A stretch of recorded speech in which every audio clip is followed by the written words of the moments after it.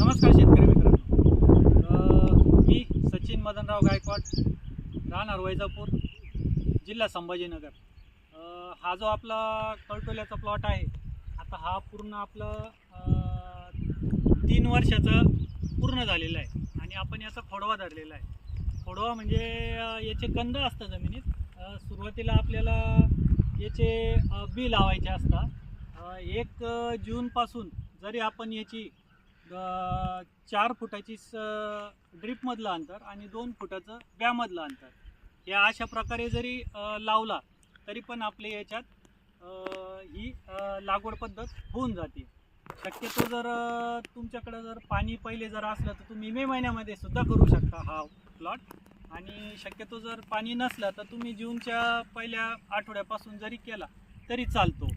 आता याच्यात शेतकऱ्याचा फायदा असा असतो, तुम्ही हा कळटोल्याचा प्लॉट जेवढ्या लवकर लावशाल तेवढ्या लवकर याचं हार्वेस्टिंग येतं। याला हार्वेस्टिंगला कमीत कमी 1.5 महिना लागतो आणि 1.5 महिन्यानंतर तुमची हार्वेस्टिंग चालू होऊन जाते।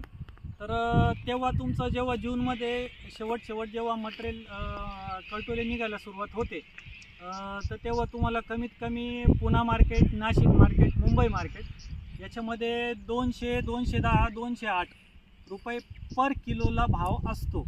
आणि तुम्हाला माहिती आहे, उत्पन्न जर सुरुवात जर कळटोल्याची कमी असली तर भाव तुम्हाला वाढवा भेटणार, आणि जर तुम्ही प्लॉट लेट लावला तर तुम्हाला त्याच्यामध्ये भावसुद्धा कमी भेटणार। तर आता याच्याबद्दल थोडी माहिती सांगतो। हा कळटोल्याचा वेल आहे, तर याच्यामध्ये नर आणि मादीचा प्रकार असतो। आता हे आज तारीख आहे 20/6/2024।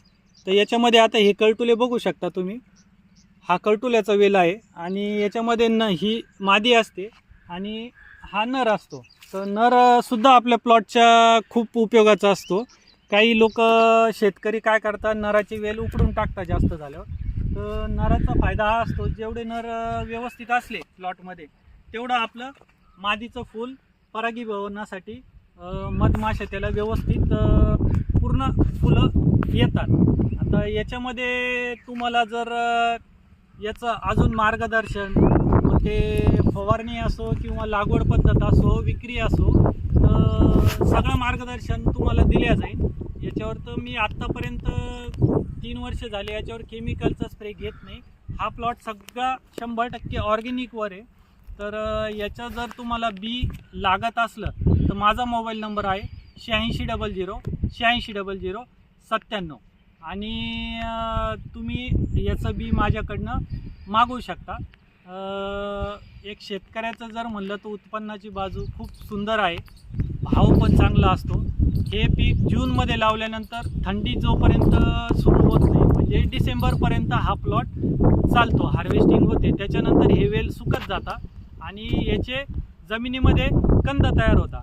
आणि पुढच्या जर ह्या वर्षी तुम्हाला एक अंदाजा 10 गुंठ्यामध्ये 60 ते 70 किलो तुम्हाला माल निघत असेल पहिल्या वर्षी, तर हा पुढच्या वर्षी डबल होतो। म्हणजे आपण बी लावल्यानंतर जो 1 फुटवा येतो, तर हे बघू शकता, हे आता हे कंदाचं तुमचं हा जो फुटवा आहे हा 10 ते 20 फुटवे तुम्हाला एका कंदापासून भेटतं, म्हणजे तुमचं उत्पन्नसुद्धा वाढतं। तर शेतकऱ्यांनी असं काही नवनवीन जरूर केलं पाहिजे। आणि परत एकदा मी जर तुम्हाला जर बी वगैरे लागत असेल तर परत एकदा माझा मोबाईल नंबर सांगतो 8600 8600 97। नमस्कार।